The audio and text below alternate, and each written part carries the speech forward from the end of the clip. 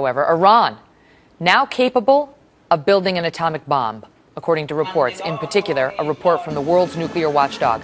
IAEA officials saying scientists from the former Soviet Union, from Pakistan and North Korea have helped Iran master critical steps needed to build a nuke, including expertise on detonators and missile propulsion.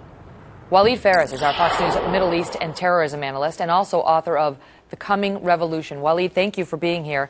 Sure. This is, we had been expecting this IAEA report this week, and we continue to expect it, but we're getting a heads up on what we expect from that report, and it is that foreign expertise has really helped Iran, and it all but has a nuclear weapon. I mean, that could explain a lot about what we've been hearing about Israel's consideration of a possible preemptive strike this week and last.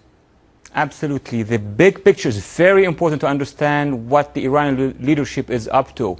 For many years, the Iranians have basically understood that if they produce that weapon quickly and they don't have any protection around it, somebody in the international community, the United States, Israel, may well take it out. So what they've done was to work slowly on the weapons, get those technologies, ready it, but meanwhile create the protection system. And what is the protection system?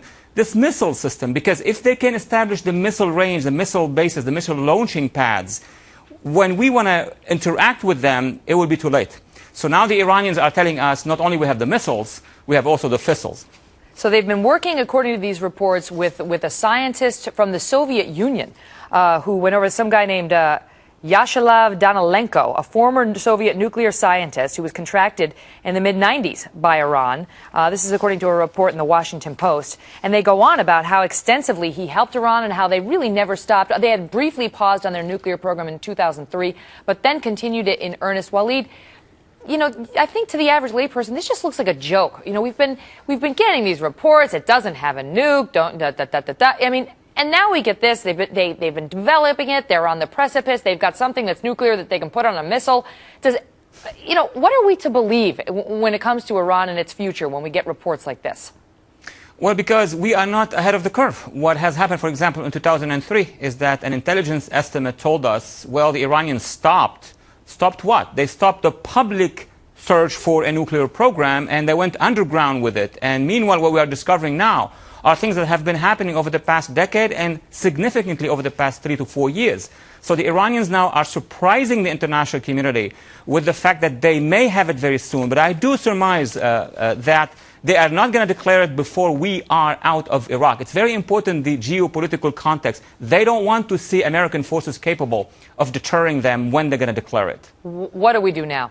Because, if Israel really is gearing up to do a preemptive strike, what are we supposed to do in the wake of this kind of report, the United States? Well, first of all, we have to take the Iranians to task, to the international community, to the Security Council, be serious about it, say that we would go for Chapter 7, i.e. take all the measures against that weapon. And second, we need to talk to all those who are working and helping the Iranians, on the economic level, on the business level, and tell them that this is very serious, not just against national security of the U.S., but against international security as well. Waleed Phares, thank you, sir. Thank you. Coming up.